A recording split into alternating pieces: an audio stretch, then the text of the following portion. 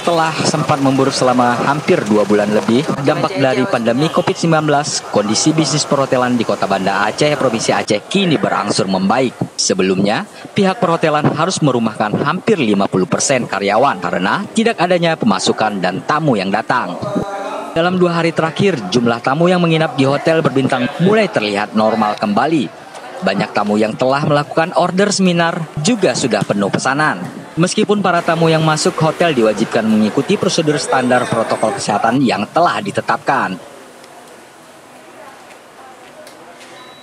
General Manager Kriyat Muria, Bambang Pramusinto, mengatakan selama 2 hari ini operasional hotel telah berjalan sampai 85%. Selain itu, pihaknya sudah memanggil kembali para karyawan yang sebelumnya sempat dirumahkan. Tapi mungkin biayanya sekarang sudah sangat.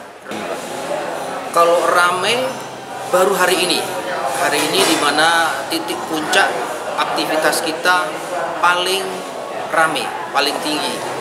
Baik itu untuk jumlah kamar yang terisi maupun kegiatan meeting di bangket. Ini hari inilah selama 2 hari betul-betul alhamdulillah luar biasa.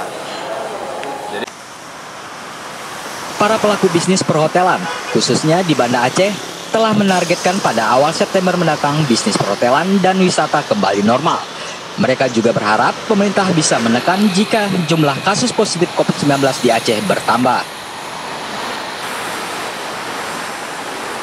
Dari Banda Aceh, tim liputan Habat TV.